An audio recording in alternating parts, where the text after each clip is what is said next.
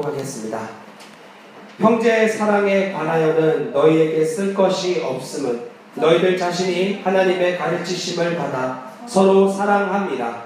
너희가 온 마게도냐 모든 형제에 대하여 과연 이것을 행하였도다.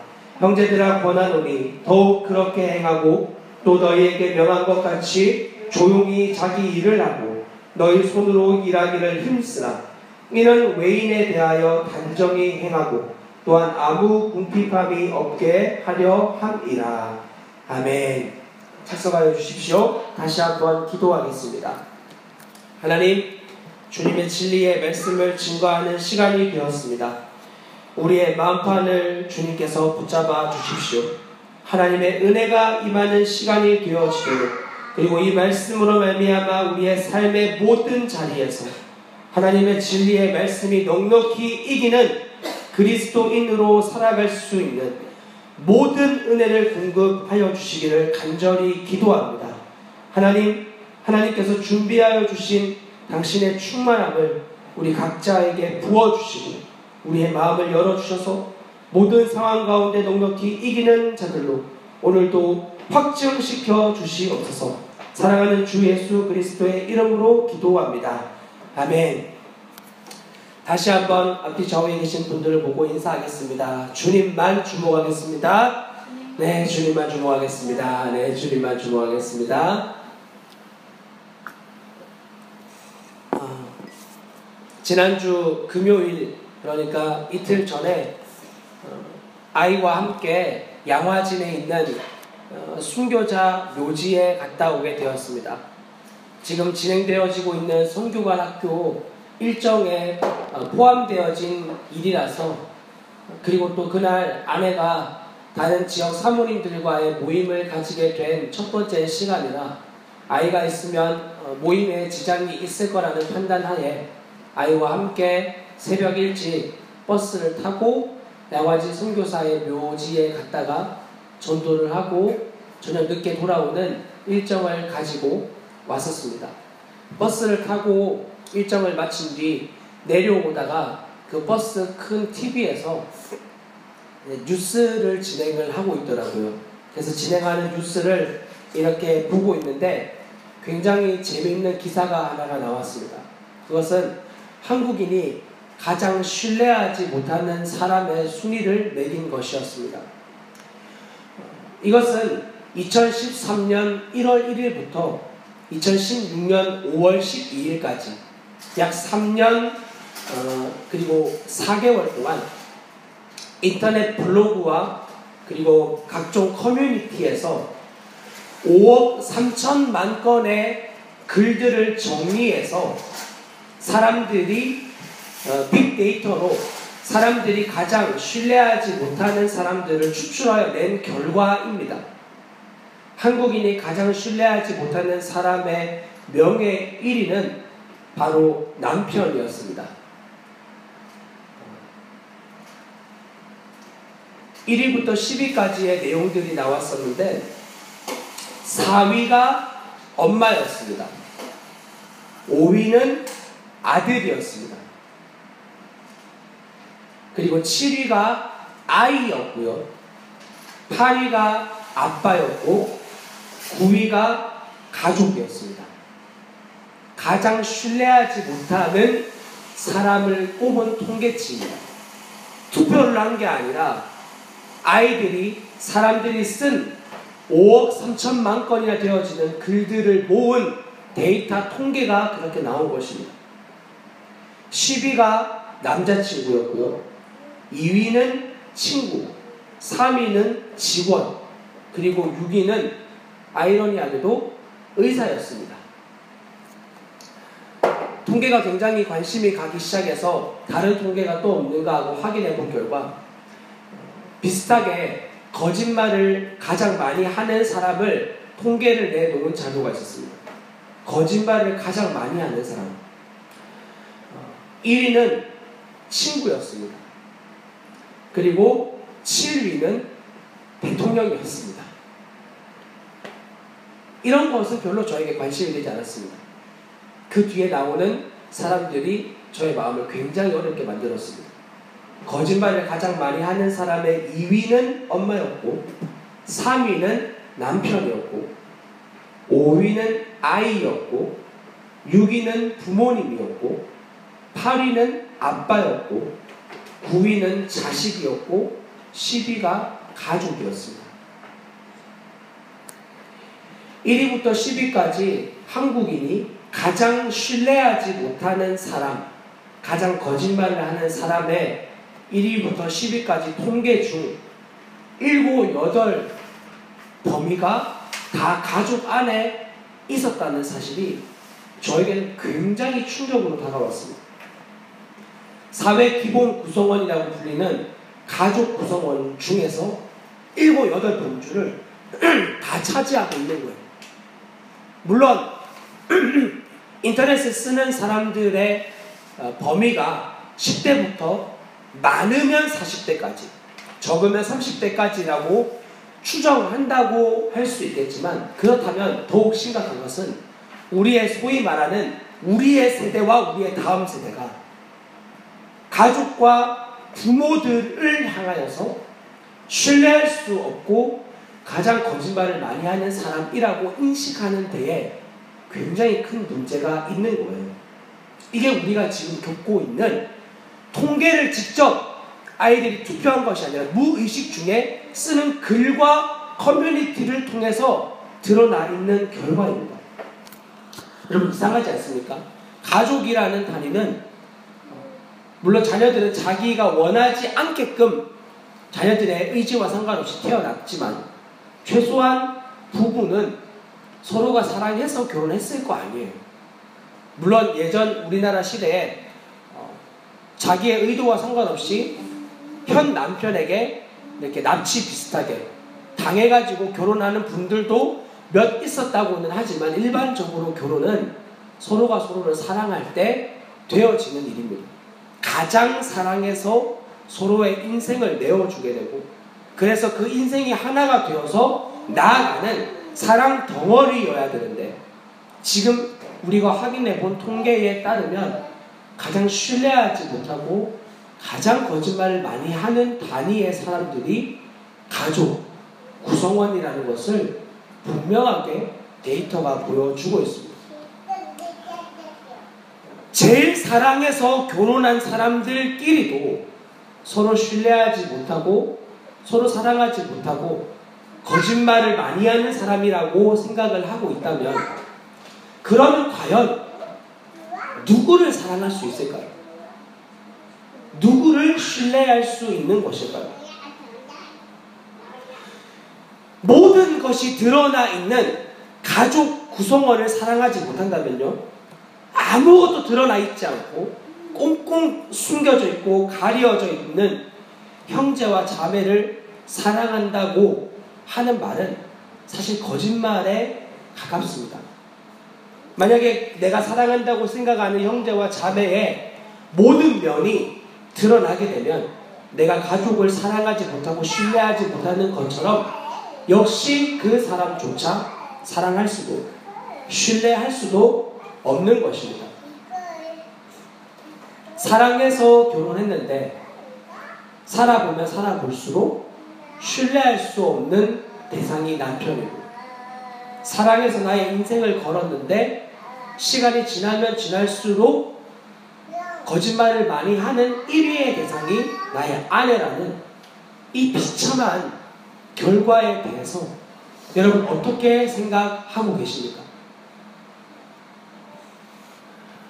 그리고 그런 가족들을 전혀 사랑할 수 없는 채 교회 안에서 서로 축복해주고 사랑해주고 하는 이러한 행위들은 과연 하나님께서 말씀하여 주신 진리의 성경의 가치대로의 사랑인 것은 분명합니까? 이런 근본적인 질문들을 여러분들과 함께 좀 나누어 보고 싶은 생각이 들었습니다. 성경은 오늘 우리가 읽은 말씀에 대해서 데살로니가전서 4장은 바른 그리스도인들이 어떤 자들인가에 대한 표식을 우리에게 보여주고 있습니다. 그 표식은 크게 3가지였습니다. 하나는 우리가 지난주에 함께 살펴보았던 거룩에 관한 것입니다.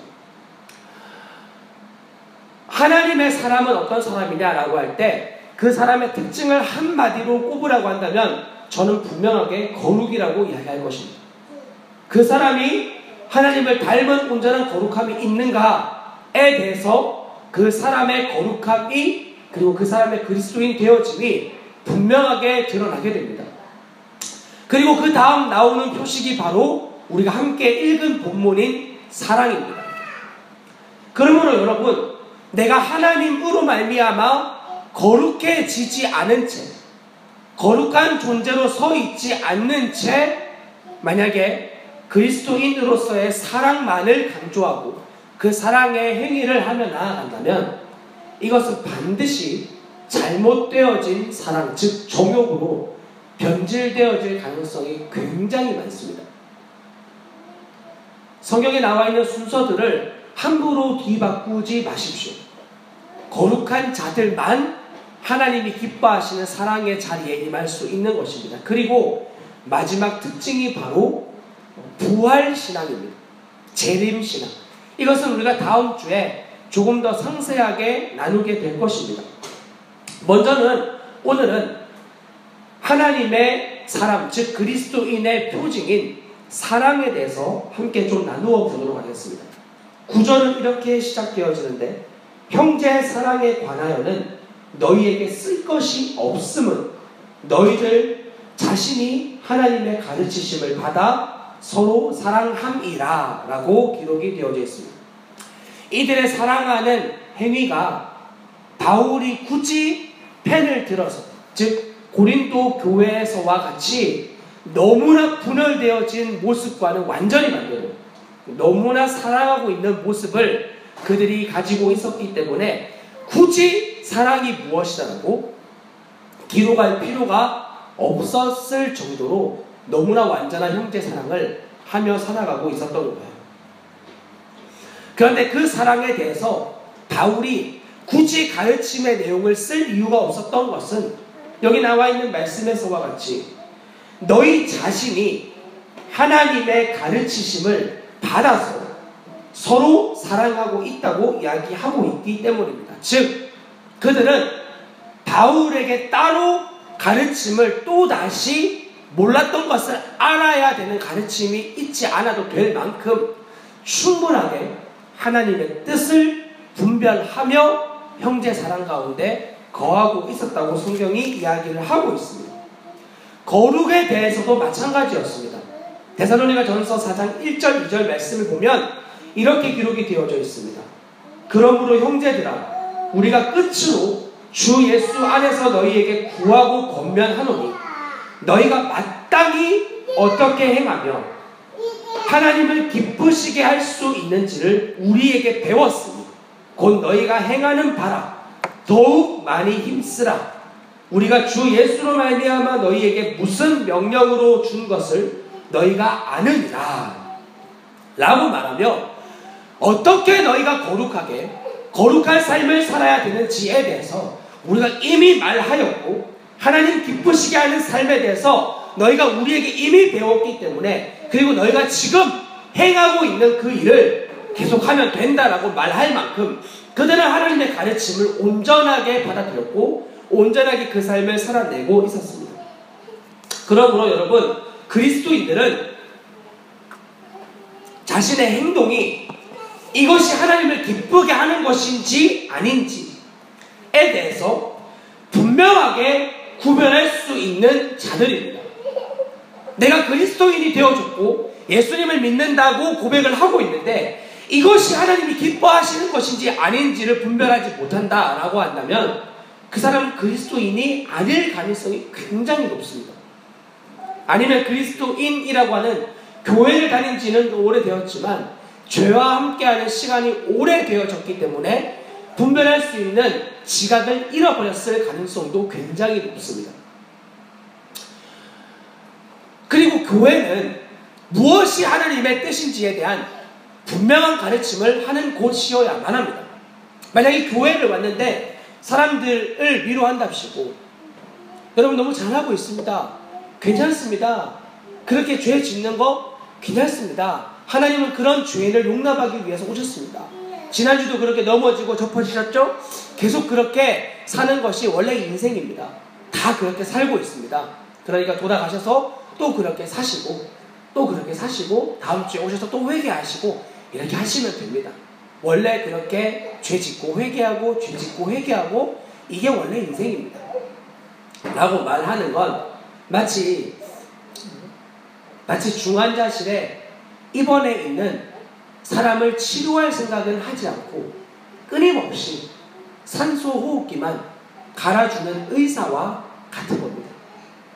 우리에게 주신 성령으로 말미암아 성경은 우리가 이 땅에서 거룩하고 흠이 없는 의로운 삶을 살아갈 수 있다고 성경은 이야기를 하고 있습니다.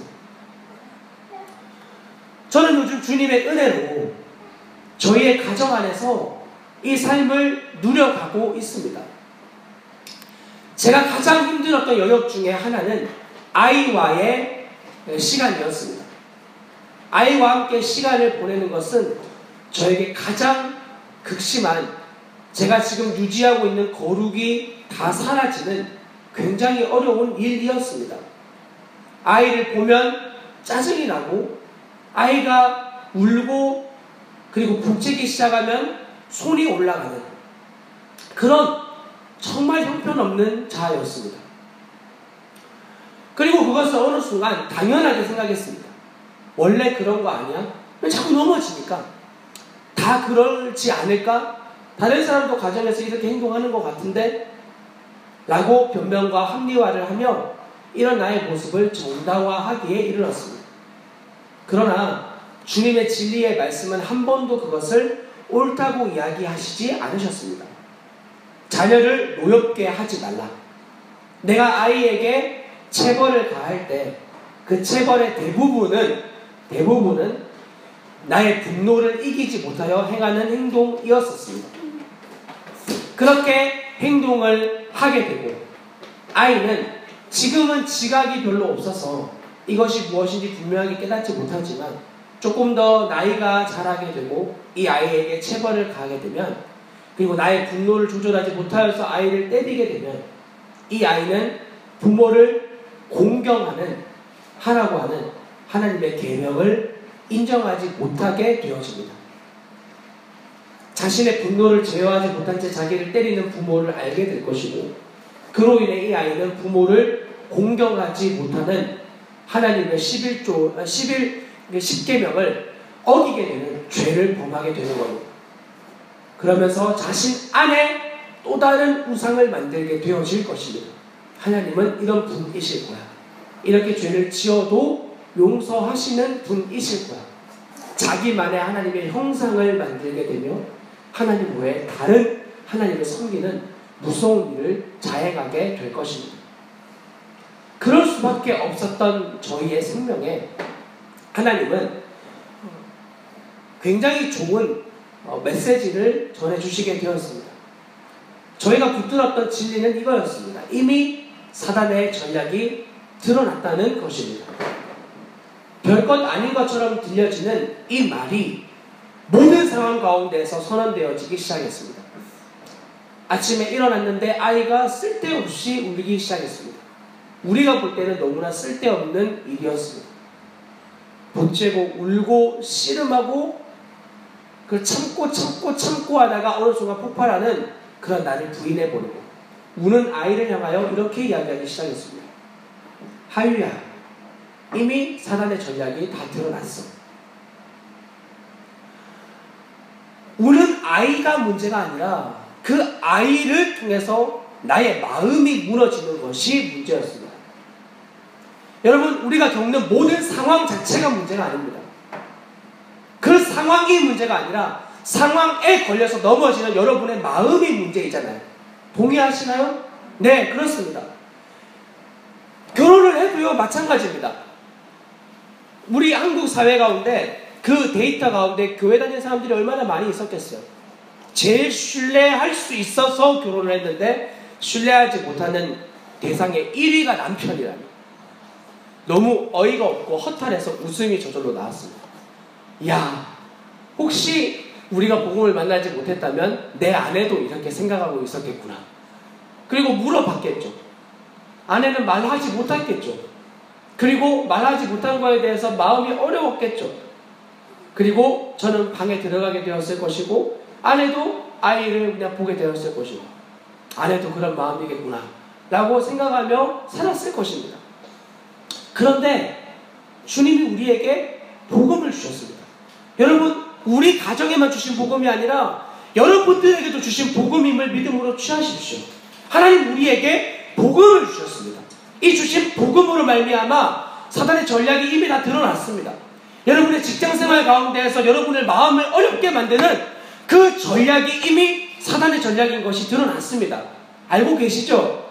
알고 계십니다, 여러분들은. 그런데 알면서 넘어지는데 문제가 있는 거 아닙니까? 제가 그랬던 것처럼 이 아이가 울어서 화가 나고 하는 것이 사단의 전략인 줄 알지만 결국은 화를 내버리는, 그리고 말씀 앞에 서면 부끄럽고 수치스럽고 점점 말씀 앞으로 나아오기 싫어하고 그리고 기도의 자리에 거늘기 싫어하는, 왜냐면 주님이 뭐라고 말씀하실지 이제 너무 잘 알겠으니까. 용서해라, 품어라, 이해해라, 사랑해라. 주님 왜 저한테만 자꾸 그러세요? 저 아이한테 좀 말씀하세요. 아내에게 이야기하세요. 저 사람에게 말하세요. 왜 저한테만 자꾸 말하세요? 저 주님 기도 안 할 거예요. 저 말씀 묵상 안 할 거예요. 이렇게 반응했던 저희의 심령에 하나님께서 이미 사단의 전략이 드러났다고 말씀해 주시기 시작하셨어요. 아이가 울 때 선언했습니다. 사단의 전략이 드러났구나. 아내가 아침에 민기적거리는 저의 모습을 보며 선언하였습니다. 여보, 사단의 전략이 이미 다 드러났어. 관계 가운데에서 마음을 어렵게 하는 사람을 향하여 이야기하기 시작했습니다. 이봐, 사단의 전략이 이미 다 드러났어. 별거 아닌 것 같은데 그렇게 고백하고 난 뒤부터 싸워야 될 대상이 누구인지가 너무 분명해지기 시작하는 거야. 이전엔 알지만 자꾸 그 사람을 핑계대었어요. 알지만 자꾸 그 상황을 핑계대며 죄의 자리에 거하기 시작했어요. 그런데 이 고백을 하기 시작한 뒤부터 내가 싸워야 될 대상은 저 사람이 아니라 저 상황이 아니라 저 환경이 아니라 이것을 가지고 나의 마음을 뒤흔드는 사단이구나. 분명하게 깨닫기 시작했어요. 그 다음부터 바울과 실라가 감옥에 갇혀 있는데 그들이 어떻게 찬송했는지가 깨달아지더라고요. 여러분, 누구보다 억울한 사람이었어요. 바울과 실라는. 전도하다가 감옥에 갇히게 되었어요. 그런데 거기에서 그들이 찬송하기 시작했어요. 어째서 그런 일을 할 수 있었을까요? 사단의 전략인 것을 알았기 때문이에요. 감옥에 갇히고 착고에 차이고 매를 맞고 그렇게 해서 결국 흔들려고 하는 것이 자기들의 마음인 것을 그들은 알고 있었어요. 그래서 사단의 전략이구나, 드러났구나, 그 자리에 머무르는 것이 아니라 그들은 찬송하기 시작했습니다. 할렐루야. 찬송하기 시작했어요. 여러분, 찬송을 하는 것은요 굉장한 믿음의 일입니다. 물론 여러분들이 기쁘고 즐거울 때 여호와를 찬송하라, 그는 선하고 능력 있는 분이시다라고 말하는 것은 쉬운 일입니다. 그러나 여러분, 마음이 어렵고 지쳐있고 낙심되어졌을 때 그때 찬송을 부르는 것은, 찬양을 하는 것은 굉장한 믿음을 써야 되는 일입니다. 왜냐하면 찬양에 나와 있는 가사들이 지금의 나의 상황과 너무나 다르기 때문입니다. 여호와를 기뻐하라, 그는 선하고 인자하신 분이시다. 그 고백을 하기 위하여 여러분들에게는 믿음이 필요하다 이겁니다. 그래서 바울과 실라는 찬송했던 거예요. 나의 지금 겪고 있는 상황과 환경보다 능히 크고 능력 있으신, 이 모든 것을 넉넉히 이기실 수 있는 하나님을 믿는 믿음으로 그들이 고백하기 시작했어요. 여러분, 그러므로 여러분 삶의 자리에 돌아가셔서 해보시기 바랍니다. 여러분 안에 있는 그리스도를 믿는 믿음으로. 이거는 눈에 보이는 것으로 되어지는 일이 아니라 정말 눈에 보이지 아니하지만 실제이신 하나님을 믿는 믿음으로 할 수 있는 일입니다. 믿음으로만 되어지는 일입니다. 고백하십시오. 사단의 전략이 이미 드러났다고. 혼자 있는 그 자리에서 여러분 마음에 죄가 들어올 때, 음란이 들어올 때, 거짓이 들어올 때, 그리고 살인이 들어올 때, 그때마다 야 사단아, 이미 너의 전략이 다 드러났다, 당당하게 선언하시고 찬송해 보시기 바랍니다. 하나님, 당신의 이름을 찬양합니다. 당신 선하신 분이십니다. 인자하신 분이십니다. 모든 걸 주관하시는 분이십니다. 하나님 살아계십니다. 누구든 살아갈 수 있습니다. 오 할렐루야. 주님을 찬양합니다. 찬양하기 어려우시면 시편을 읽으십시오. 위대한 믿음의 사람들의 고백들을 읽으며 오 주님 아멘입니다. 주님 아멘입니다라고 고백해 보십시오. 그냥 지금 제가 성경을 열었습니다. 시편이 나왔습니다. 시편 73편의 내용입니다. 하나님 참으로 이스라엘 중 마음이 정결한 자에게 선을 행하시나 나는 거의 넘어질 뻔하였고 나의 걸음이 미끄러질 뻔하였으니 이는 내가 악인의 형통함을 보고 오만한 자를 질투하였음이로다. 여러분 그냥 열었는데 얼마나 여러분 동의되어지는 말씀이에요. 여러분 거의 미끄러질 뻔하고 넘어질 뻔했던 이유가 무엇이냐? 악인의 형통함과 오만한 자의 잘됨을 질투했다라 이거예요. 나는 예수님 잘 믿고 열심히 신앙생활하고 있는데 삶이 이땀인데 저 예수님을 믿지도 않고 주님을 따르지 않는 사람들의 인생은 저렇게 팡팡이 잘 살아가고 있는 거예요. 억울한 거지. 여러분의 이야기 아니에요? 여러분의 삶 아니냐고. 나는 예수님을 믿어가지고 맨날 믿음을 써야 되고 아이를 사랑해야 되고 품어야 되고 용납해야 되고 죽음으로 넘어가야 되는데 그렇게 하지 않는 이 땅의 사람들은 너무 잘 사는 것처럼 보이는 거예요. 그들은 죽을 때도 고통이 없대요. 힘이 강건하고 사람들이 당하는 고난을 그들은 겪지 않아요. 돈이 많으니까. 사람들이 당하는 재앙도 그들은 겪지 않아요. 왜냐하면 잘 피해가니까. 그런 이야기들이 여기 쭉 나올 거예요. 죽을 것 같은 거죠. 그때마다 이 시인이 정직하게 고백하는 거예요. 정직하게 고백하는 거예요. 내가 어쩌면 이를 알까? 그것이 내게 심한 고통이 되었어. 하나님의 성소에 들어갈 때 그때 그가 비로소 그 악인들의 종말을 내가 깨달았나이다 라고 고백하는 내용이 나오는 거예요. 찬송하기 힘드세요? 시편을 읽으십시오. 여기 나와 있는 말씀을 묵상하며 오 하나님 이것이 바로 저의 모습입니다. 주님 정말 억울합니다. 왜 맨날 나만 십자가에 가라고? 왜 나만 맨날 죽으라고? 네가 죽어야지 라고 하는 말이 주님 저는 때로 너무 어렵습니다 라고 되어질 그때 말씀을 읽으며 하나님께서 우리의 눈을 여셔서 이 시인의 눈을 열어가지고 그들의 정말 마지막 때에 있을 심판 하나님의 영원한 심판대 앞에서 멸망받을 수밖에 없는 자임이 분명하게 드러나는 것과 같이 그리고 지금은 우리가 나사로와 같이 이 땅에서 너무나 비참하고 어려운 영적인 삶을 살아가고 있지만 반드시 하나님 품에 안기게 하고야 마실 그 주님을 믿는 믿음이 말씀 가운데 거할 때 여러분 임하게 되어지는 은혜를 삶 가운데 누리셔야 되는 거예요. 이런 것들이 우리가 지금 다니고 있는 교회 공동체의 가르침이어야만 했습니다. 그런데 우리가 알고 있는 것처럼 많은 교회가 이런 말씀과 전혀 상관없이 사람들에게 끊임없이 세상의 이야기들을 덧지덧지 붙이며 사람들에게 이야기합니다. 조금만 더 긍정적으로 살아보라고 좀 더 좋게 생각해보라고 하고 꼭 그렇게 믿고 와서 생각하냐고. 다 좋은 게 좋은 거지 왜 꼭 그런 식으로만 생각해요? 그냥 좋게 생각해요. 은혜라고 생각해요. 삶이 어려우세요? 좋은 일이 있을 거라고 생각해 보세요. 착한 일 많이 하세요. 상선 벌악. 내가 착한 일 많이 하면 상 받고 나쁜 일 저지르면 벌 받는 이런 수준의 미신 수준의 하나님으로 우리의 기독교를 둔갑시켜 버린 거예요.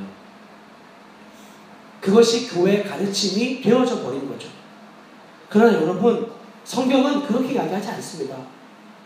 여러분 우리가 선에서 구원받았나요? 로마서 5장 8절은 분명하게 이야기합니다. 우리가 아직 죄인 되었을 때 그리스도께서 우리를 위하여 죽으심으로 하나님이 우리에 대한 자기의 사랑을 확증하셨다고 말입니다. 우린 선하지 않았습니다. 우린 죄 그 자체였습니다. 우린 하나님을 믿는다고 하면서 하나님을 내 옆에 세워두고 그분을 멸시하고 조롱하고 업신여기는 그런 인생을 살았던 자들이었습니다. 그런 우리를 하나님께서 창세 전 그리스도 안에서 우리를 예정하셨고 그런 우리를 사랑하기로 작정하셔서 십자가에서 그 일을 이루시고 그 일을 이 시간 여러분의 심령 가운데 다시 우리의 마음에 확증시켜 주신 거예요. 너희가 선해서 그런 거 아니다. 너희가 잘나서 그런 거 아니다. 너희가 지금도 착한 일 해서 나에게 복 받는 거 아니고 나쁜 일 해서 벌 받는 거 아니라는 거예요. 어제는 제가 학교에 섬김 일을 하러 갔었고 아내가 아이 둘을 돌보는 시간을 가지게 되었습니다. 어떤 이유인지는 잘 모르겠지만 아마 아이가 굉장히 피곤했던 것 같아요. 서울에도 갔다 왔고 낮잠도 자지 못했고 저녁 6시가 다 되어갈 때쯤 저희 아이가 거의 미친 것처럼 울고 소리 지르고 떼를 쓰고 아내의 마음을 굉장히 어렵게 만들었습니다. 그렇게 반응하고 있는 아이를 향해서 저희 아내가 아이를 품고 주님이 주시는 마음을 저에게 나누기 시작하더라고요. 아, 하나님이 이런 나를 이렇게 사랑하셨구나. 부모인데 그 순간 그렇게 반응하고 있는 아이를 내팽겨 쳐버리고 싶은 거예요. 우리의 본성이 그러니까. 품을 수가 없는 거죠. 근데 그 아이를 끌어안고 하나님께서 나를 이렇게 사랑하셨구나. 이렇게 반응하고 있는, 여전히 그렇게 반응할 수밖에 없는 그런 나를 포기하지 않으셨구나. 아이가 잠들고 나서 아내와 함께하고 있는 시간 가운데 그런 이야기를 나누어주는 거예요. 여러분, 우리가 잘해서 하나님께 복받은 거 아닙니다. 하나님 우리를 포기하지 않으시는 하나님의 그 크신 사랑과 열심이 있기 때문에 지금도 저와 여러분들이 이 자리에 서 있을 수 있는 거예요.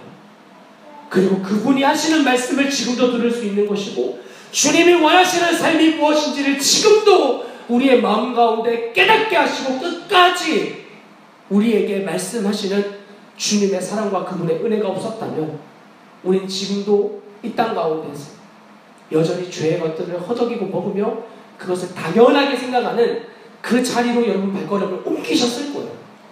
그렇지 않나요? 여러분, 왜 매주마다 이 예배의 자리에 나와서 여러분의 마음이 전혀 기뻐하지도 않는 여러분의 모습과 너무나 상치되어지는 말씀을 들으며 괴로워하는 시간을 왜 이 시간에도 보내고 있는 것이죠?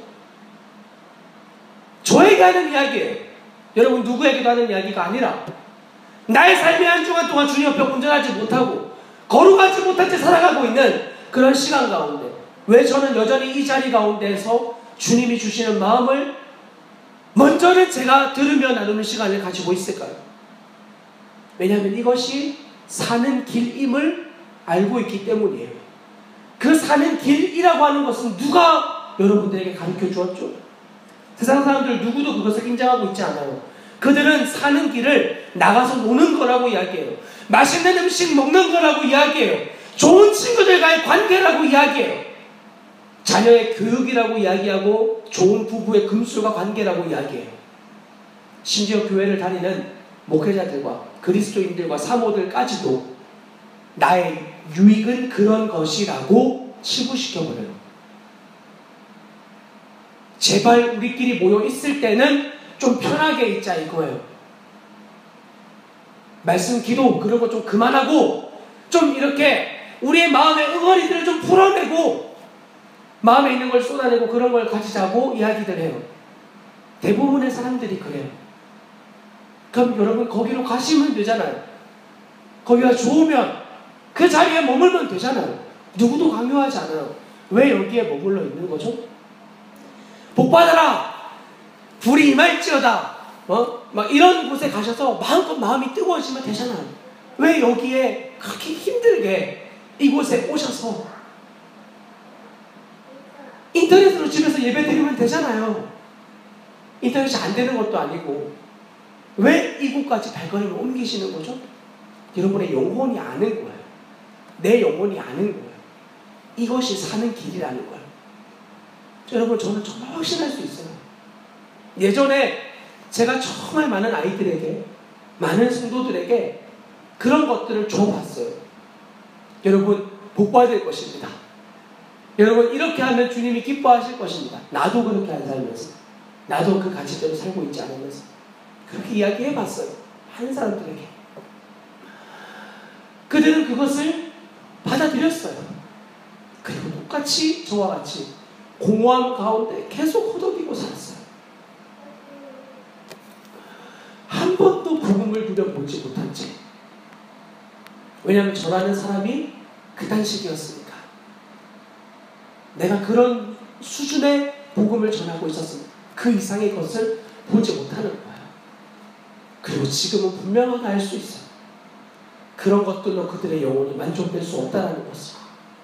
오직 말씀과 기도의 자리에서 하나님의 진리의 말씀이 이것이다라고 선언하는 그 자리에서 우리의 육신은 그것을 거부하는데 우리의 영혼은 너무나 아멘하며 그것을 붙잡고 싶어 했던, 그토록 먹고 싶어 했고 그토록 섭취하고 싶었던 바로 그 영혼의 양식이 이것이라는 것을 우리의 영혼이 알고 있기 때문에 하나님의 그 놀라우신 사랑과 열심이 오늘도 우리의 육체를 붙들어서 세상에 이 게으르고 여전히 이 땅의 것을 허덕이고 먹고 싶어하는 육체를 붙들어서 지금 이 자리에 우리를 이끌어 오신 거예요.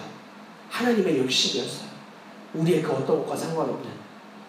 그러므로 여러분, 이것이 여러분의 영혼에 그리고 우리의 썩어진 육체의 가장 완전한 만족되어짐을 이 시간 그래서 믿음으로 취하셔야 되는 거예요. 아멘? 아멘! 믿음으로 취하는 거예요. 내 육체는 부인하고 거절하고 받아들이고 싶지 않는 그러한 것을 부인해버리는 것이 바로 여러분의 믿음이에요. 세상을 이기는 승리는 이것이 너희의 믿음이니라. 모든 것을 넉넉히 이기게 할 수 있어요. 이 믿음만 있으면. 주님 우리에게 완전한 믿음을 주셨습니다. 이 믿음의 자리에 거하십시오. 그래서 이 믿음이 선언되어지는 자리에 여러분의 발걸음을 옮기십시오. 그러면 여러분 가장 완전한 행복한 삶을 살아가실 수 있습니다. 그렇습니다. 정말 살 수 있습니다. 우리의 교회는 그런 가르침이 전해지는 곳이어야만 합니다. 사랑에 대해서 이야기해 볼까요? 교회는 사랑에 대해서 요즘 세상은 사랑에 대해서 뭐라고 이야기하고 있죠? 세상이 말하는 사랑은 무엇입니까? 그냥 쉽게 상징시켜서 말하면 정욕이에요. 세상이 말하는 사랑, 오늘날 많은 노래 가사와 연극과 뮤지컬과 이런 것들을 통해서 보여지는 사랑이라는 것의 핵심은 정욕이에요. 정욕. 세상은 온전한 사랑이 무엇인지 알지 못해요. 그렇기 때문에 자기 수준에서의 사랑을 그 정욕을 사랑이라고 대체시켜서 말하는 거예요. 여러분이 보시는 TV와 그리고 많은 인터넷 매체와 것들을 가지고 한번 확인해 보십시오. 그들이 말하는 사랑이 과연 성경적인 사랑인지. 저는 알거든요. 사랑해서 그렇게 했다고 하거든요. 연애하는 사람들끼리는 사랑해서 상대의 몸을 원해요. 사랑하니까 그렇게 해줘야 되는 거 아니야? 아니에요. 왜 그렇죠? 성경이 그것을 말하고 있지 않기 때문입니다. 하나님이 그것이 옳다고 말하신 적이 없기 때문입니다. 그러면 그렇게 말하는 그 사람은 뭐죠? 정욕이에요. 정욕. 성경은 굉장히 분명합니다. 정욕과 사랑에 대해서 혼동하지 않습니다. 오늘날의 교회 안에도 사랑과 정욕이 혼동되어진 일들이 굉장히 많이 있는데 얼마 전 뉴스 엔조이라고 하는 기사에서 나왔던 내용이었습니다. 좋은 연애 연구소 소장으로 직임을 가지고 있는, 성함 말씀드리지 않겠어요. 하여튼 굉장히 유명한 분이에요. 연애 상담 코치 이런 거 하시는, 기독교 안에서도 역량을 많이 발휘하시는 분이에요. 그분이 이제 이야기를 하시는 거예요.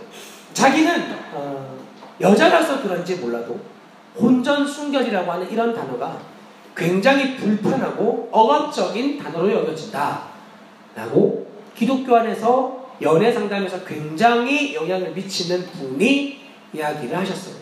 혼전순결. 그 자매들에게만 준 단어 아니거든요.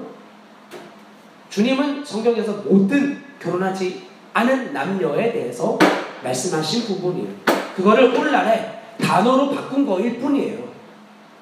삼위일체라는 단어가 성경에 없는 거 알고 계시죠? 그러나 삼위 하나님이 한 분 하나님이 싫어하는 것을 성경이 증거하고 있는 것을 삼위일체라는 단어와 바꾼 것처럼 데살로니가전서 4장에 나와 있는 하나님 뜻은 이것이다. 너희의 거룩합니다. 음란을 버려라. 각각 거룩함과 존귀함으로 자기 안에 대할 줄을 알고 하나님 모르는 이방인과 같이 세욕을 따르지 말고 이 일에 분수를 넘어 형제를 해하지 말라라고 하는 이런 단어를 오늘날의 단어로 바꾼 게 혼전 순결이에요. 거기에 대해서 불편하고 억압적으로 여겨진다고 이야기를 하는 거죠. 그리고 이렇게 이야기를 하는 겁니다. 순결의 기준이 굉장히 모호화되는 거야.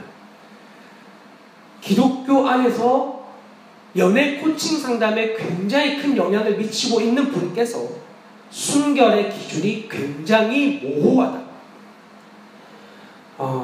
라고 이야기를 하는 거죠.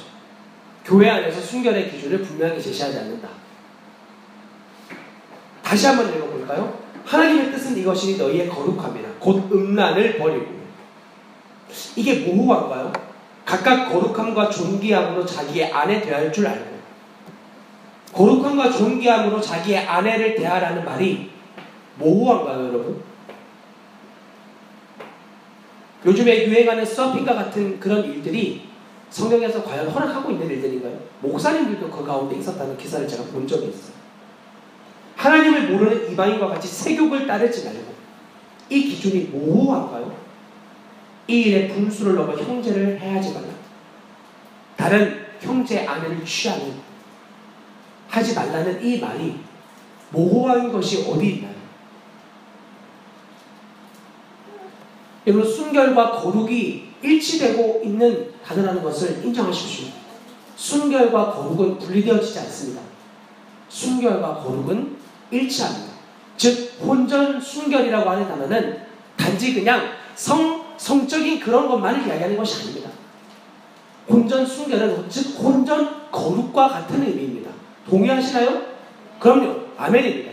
혼전 거룩과 동일한 의미입니다.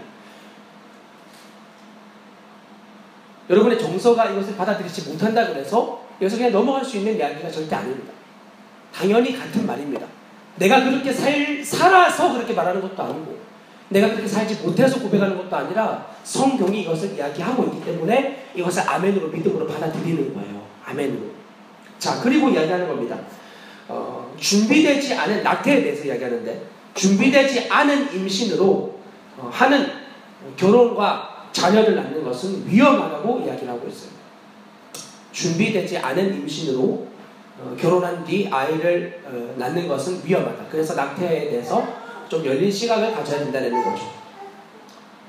저는 여기에 결혼한 분들이 몇 분 안 계시기 때문에 물어보고 싶어요.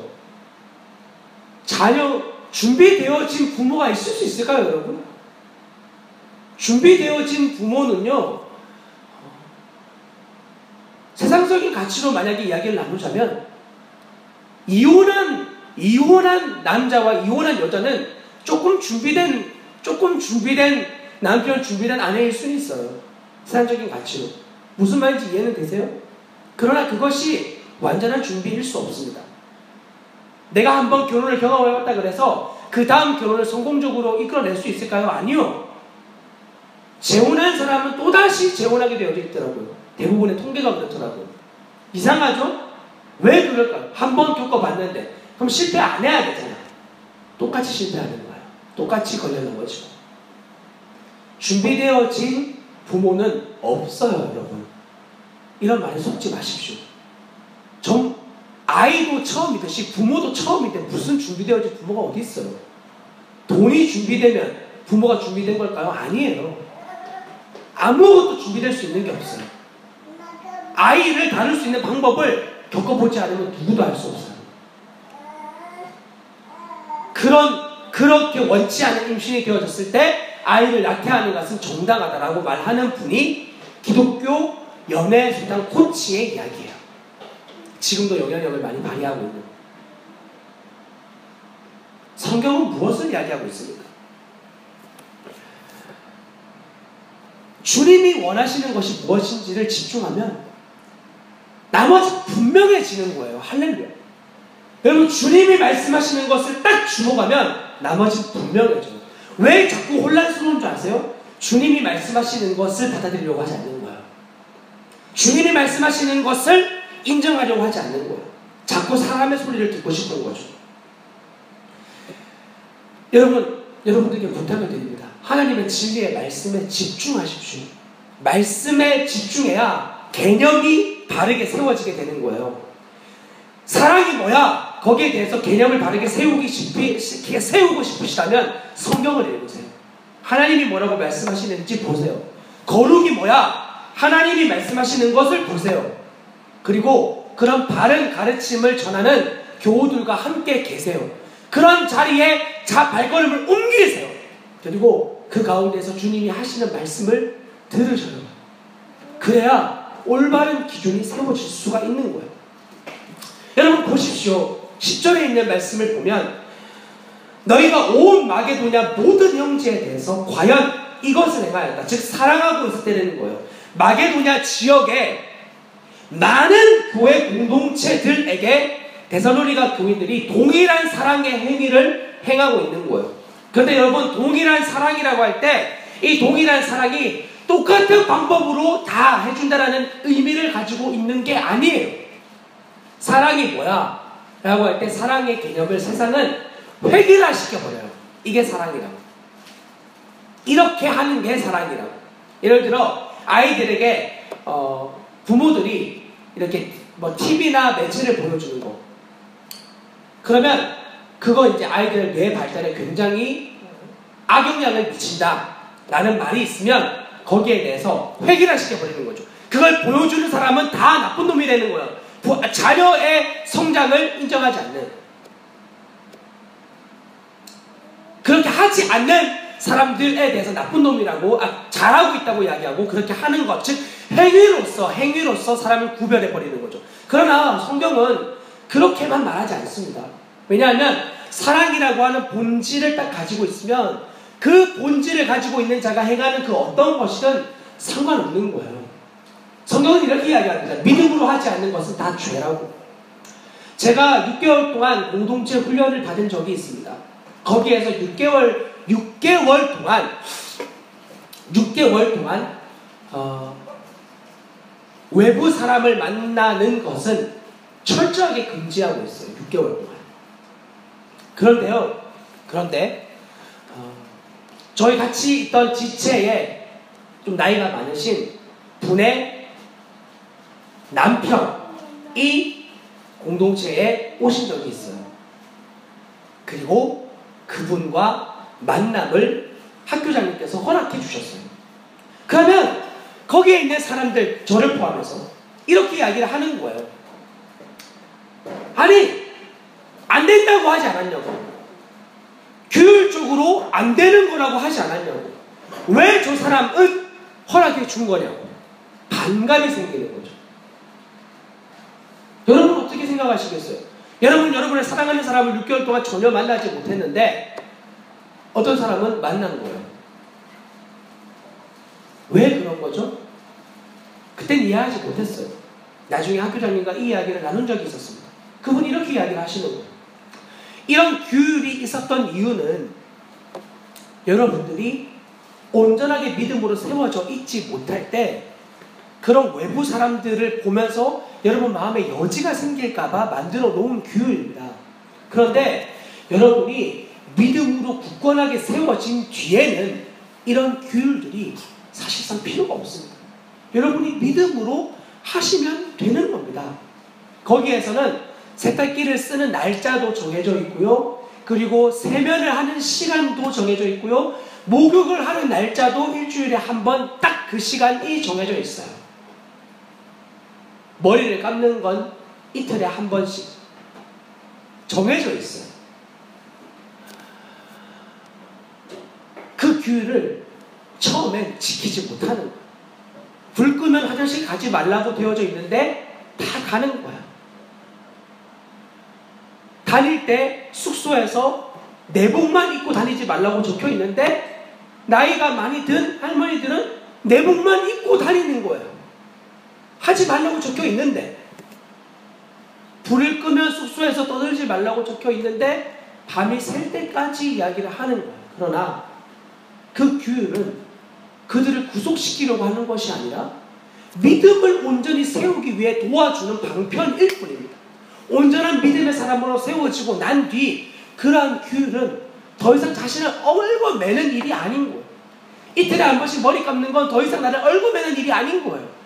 받아들여버리는 순간 일주일에 한 번씩 목욕하는 건 어려운 일이 아닌 거예요. 아니, 매일매일 목욕해도 상관없는 일이 되어지는 거예요.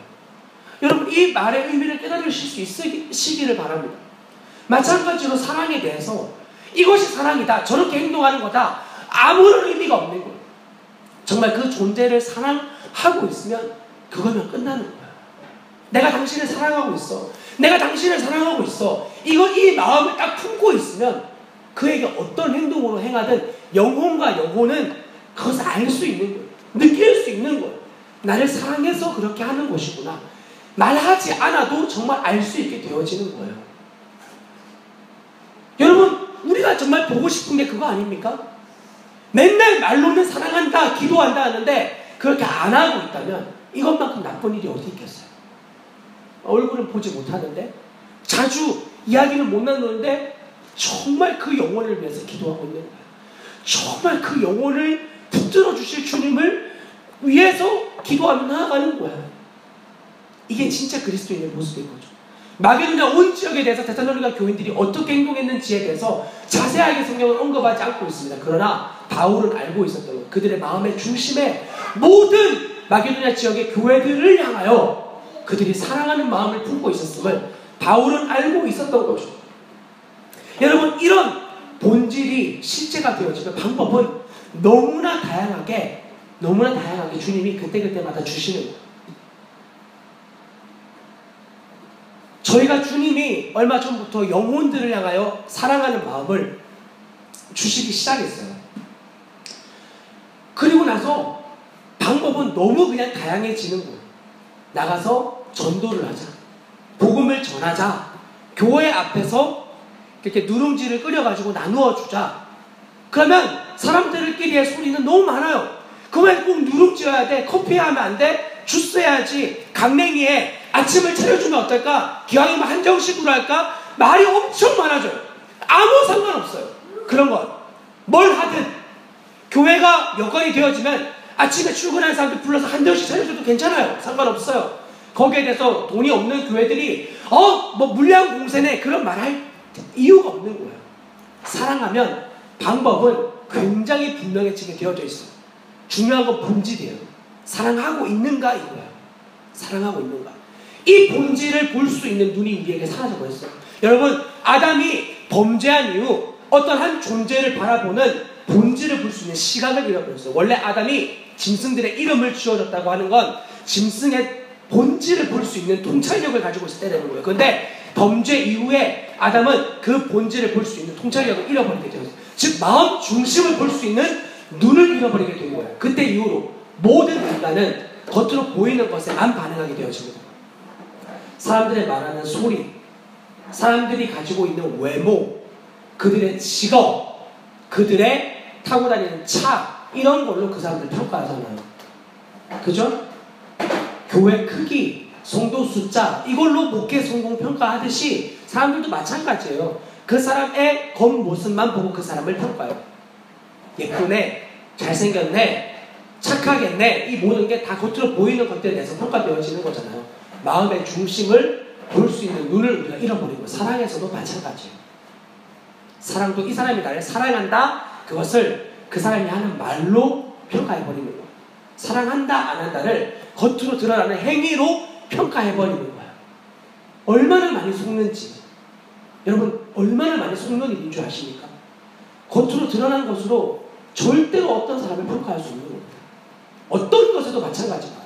그 사람의 마음의 중심을 주님이 보여주시기 전까지 함부로 어떤 일에 대해서 평가하지 마십시오. 끝까지 하나만 붙드십시오.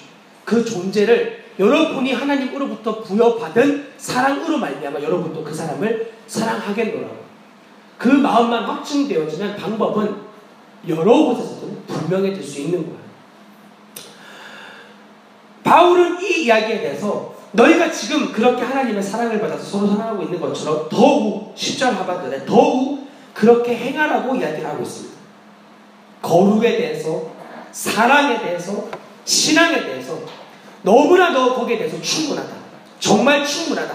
더 그렇게 해라. 너 지금 너무 잘 나가고 있다. 더욱 그렇게 해라고 이야기를 하고 있는 거예요.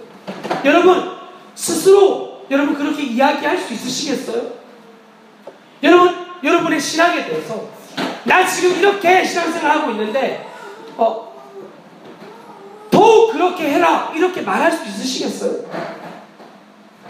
여러분의 연애의 시간에, 여러분의 가정의 시간에, 아내와의 사이에서, 남편과의 사이에서, 자녀와 부모의 사이에서 내가 지금 이렇게 행하고 있는 것처럼 치훈아 너 더욱 그렇게 행해라, 그렇게 주님께 말 듣기에 너무나 충분하십니까?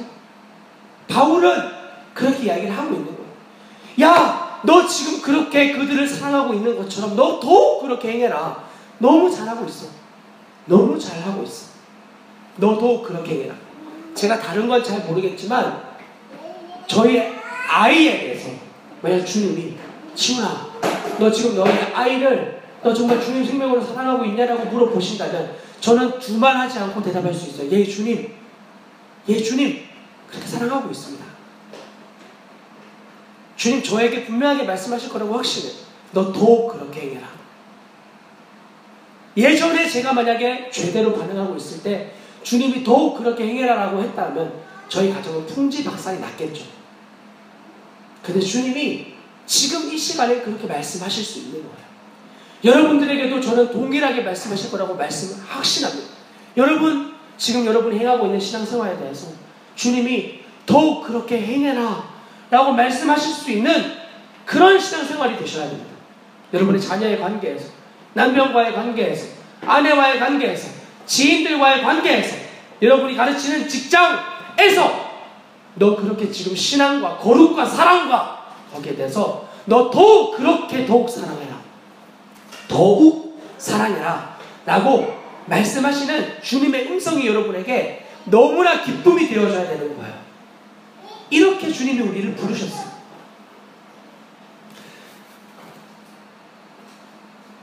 사랑에 대해서 조금만 더 구체적으로 말씀드리고 싶은데 11절과 12절은 이렇게 이야기를 하고 있습니다. 또 너희에게 명한 것과 같이 조용히 자기 일을 하고 너희 손으로 일하기를 힘쓰라. 이는 외인에 대하여 단정히 행하고 또 아무 궁핍함이 없게 하려 함이라. 자, 사랑에 대해서 이야기하면서 각자의 일에 대해서 지금 이야기를 하고 있는데 조용히 자기 일을 하려는 거예요. 왜 이런 말이 나왔는가? 데살로니가후서 3장 10절 11절이 이렇게 이야기합니다. 우리가 너희와 함께 있을 때에도 너희에게 명하기를 누구든지 일하기 싫어하는 자는 먹지도 말게 하라 하였더니 우리가 들은즉 너희 가운데 게으르게 행하여 도무지 일하지 아니하고 일을 만들기만 하는 자들이 있다 하니. 당시 바울이 살고 있을 때에 이 데살로니가 지역 가운데 심지어 교회 안에서도 육체에 일하는 것을 경히 여기고, 그리스 헬라 철학이 그런 것들을 가르쳤거든요. 육체는 험한 것이다 이거예요. 그러니까 일하는 거 생각하지 말고 더 사고하고 생각하고 철학하고 이런 것을 굉장히 고등하게 여겼던 시대가 있었어요. 그렇게 일하는 것을 업신 여기는 사람들, 그들 향하여서 바울은 게으르다고 이야기를 하였습니다. 그렇게 자기가 하는 일이 없으니까 쓸데없이 바쁜 거예요. 여러분 일을 아침부터 저녁까지 정말 열심히 하면 여유롭지가 않아요. 그 여유라고 하는 건 여러분의 이 스스로에 대해서 깊이 생각하는, 예를 들어서 난 왜 태어났나? 난 왜 이렇게 인생이 어렵나? 난 왜 이렇게 공허할까? 이렇게 자기 묵상할 시간이 없다 이거예요. 제가 아는 한 목사님이 이런 말씀을 하신 적이 있어요. 시장에서 새벽 일찍부터 밤 늦게까지 일하는 아주머니들과 할머니들은 우울증에 걸릴 시간이 없다. 동의하시나요? 우울증은 부자들이 걸리는 병이에요. 여유롭고 할 일 없고 남편들이 돈 많이 벌어주고 자녀들이 다 이제 출가하고 자기에 대해서 깊이 묵상할 수 있는 사람들이 걸리는 병이 우울증이에요. 산후 우울증도 마찬가지예요. 남자들이 요즘에 40대, 30대들 자살하는 율이 급증하고 있거든요. 마찬가지예요. 자기를 묵상할 시간이 많아지고 있는 거예요. 그러니까 바쁘게 일하는 사람들은 잠이 안 와서 죽겠어요. 이런 말을 할 수가 없어요. 뭐 제가 이제 보는 사람들이 많이 없으니까 뭐 저희 아버지만 해도요. 아침 일찍 출근하셔서 저녁 늦게 퇴근하시거든요. 제가 어릴 적 봤던 아버지의 모습은 늘 주무시던 모습이었어요. 늘 주무시던 모습. 5월 5일 어린이날이다. 그때 조금 더 많이 주무시던 아버지의 모습이 기억이 나요. 잠이 안 온다. 그런 것을 본 적이 없어요. 뼈가 녹을 때까지 일을 하는데 어떻게 잠이 안 와요? 제가 며칠 전 아이와 함께 서울에 그냥 갔다 왔거든요. 그것만 해도 잠이 쏟아져요. 너무너무 힘들어요. 말이 많아지고 게을러지는 이런 일들은 일을 하지 않기 때문입니다. 일을 하지 않기 때문에. 그러므로 바울이 이렇게 이야기한 거예요. 너희 손으로 일하기를 힘쓰라고. 이게 사랑과 무슨 관련이 있는가? 당시에 그리스도인들 중에서 예수 그리스도의 재림이 임박했기 때문에 가정과 직장을 버리고 집단적으로 재림 히스테리에 미쳐있는 사람들이 있었어요. 혹시 어떤 단체가 생각나시나요? 여러분이 알고 있는? 그런 것과는 좀 달라요. 그들은 어떤 하나님의 부르심도 없이 그냥 단지 그 일에 미쳐있었어요. 주님 곧 오실 거니까 자기가 가지고 있던 모든 걸 다 버려버리는 거야. 하나님의 부르심과 상관없이 그냥 가정을 팽개쳐버리는 거야. 그냥 일을 버리는 거야. 부르심과 상관없이. 그러므로 여러분, 사랑은 죄송하지만 따라합시다. 허락되어진 자리를 일탈하지 않는 것이다. 사랑은 나에게 하나님이 부르신 자리를 일탈하지 않는 거예요. 그 자리가 남편의 자리라면 남편의 자리를 일탈하지 않는 겁니다. 사랑은 이런 겁니다. 그 자리가 아내라면 아내의 자리를 일탈하지 않는 거예요. 그 자리가 아버지라면 아버지의 자리를 일탈하지 않는 거예요. 두 가정을 가진다? 말도 안 되는 소리예요. 그 자리가 자녀라면 자녀의 부분을 일탈하지 않는 거예요. 부모도 마찬가지. 친구로 부름을 받았다면 친구의 자리를 일탈하지 않는 거예요. 어떤 친구가 바른 친구인가? 잠언에 너무 많이 나와 있습니다. 가서 읽어보십시오. 대통령으로 부름을 받았다. 대통령의 자리를 일탈하지 않는 거예요. 사랑이 무엇이냐? 하나님이 부르신 그 자리를 일탈하지 않는 거예요. 묵묵히 그 자리를 감당해 나아가는 거예요. 저는 어떻습니까? 저는 주님이 지금도 확신합니다. 목사로 부름을 받았다고. 누가 뭐라 그래도 저는 목사로 부름을 받았습니다. 물론 선교적, 중보적 존재인 것은 분명합니다. 그러나 목사로 주님 부르셨습니다. 그러면 목사로 부름받은 일에 대해서 다른 직장을 가지는 것은 어떠하냐? 최소한 저와 저희 아내에게는 그 일이 하나님 앞에 합당하지 않다고 확증을 받았습니다. 그러면 하지 않는 거예요. 아, 이게 뭐야? 자기는 목사라서 그냥 아무 일도 하지 않고. 아니, 아무 일도 안 하다니. 저는 여러분들보다 전도를 많이 나가고 있어요. 여러분들보다 성경 연구를 열심히 하고 있어요. 누가 뭐라 그래도 대답해 줄 수 있는 성경적 지식을 가지기 위해 전심을 쏟아내고 있어요. 아니, 더욱 나아가야 되겠죠. 그 일에 대해서만큼은. 이것이 제가 주님으로부터 부름받은 이유입니다. 이 자리를 일탈하지 않는 거예요. 혼자 있는 시간이지만 일탈할 수 있는 것들이 굉장히 많이 있어요. 제가 지금 가지고 있는 책들을 이렇게 처분하기 위해서 일들을 하고 있는데 제가 해야 될 일들을 다 제껴두고 성경을 연구하고 말씀을 묵상하고 이런 것들 다 제껴두고 그 일만 매진할 수 있어요. 그러나 그것은 이 자리로 부르신 주님의 부름을 일탈하는 행위인 거예요. 여러분 각자의 자리에서도 마찬가지입니다. 이 부름받은 자리에 대해서 일탈하지 않는 것이 곧 사랑하는 겁니다. 하나님을 사랑하는 것. 그 부르신 주님을 경외하는 것. 그리고 그와 같은 부르심은 12절에서 외인, 즉 교회를 다니지 않는 사람들에 대해서 단정이라고 되어져 있는데 이것은 인정받는 의미를 가지고 있는 단어예요. 인정받게끔 행하는 것이고 또한 아무 궁핍 없이 하려 합니다. 세상은 계속 그 자리를 일탈하게 만들 것입니다. 너희 부부 지금 권태기지? 야, 우리 부부끼리 아내 바꿔서 남편 바꿔서 그렇게 한번 살아보자. 이게 지금 세상에서 되어지고 있는 일이에요. 세상에. 이런 무서운 일들이 당연한 모든 금기가 다 깨어지고 있고 자리를 일탈시키고 있는 이런 세상을 우리가 살아가고 있습니다. 지금 미국에서는 화장실 소송이 한창이에요. 남자 여자의 구분이 사라져버리는 순간부터 이제 가장 본질적인 화장실 문제가 거론되어지는 거죠.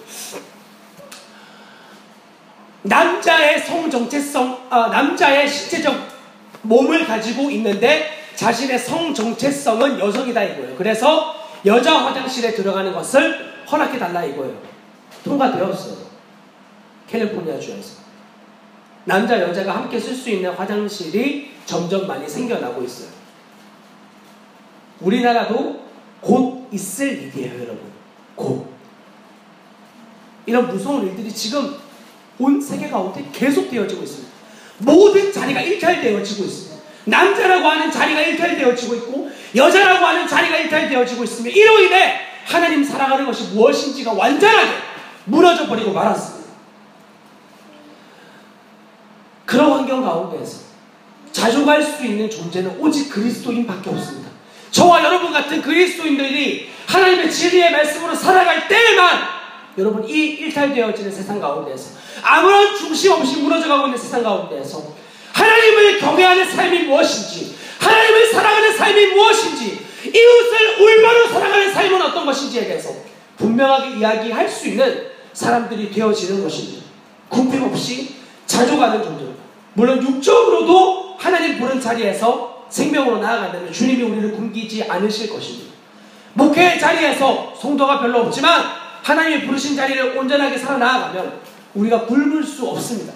하나님 궁핍하게 하지 않으실 것입니다. 여러분의 직장의 자리에서도 여러분의 가정에서도 마찬가지입니다.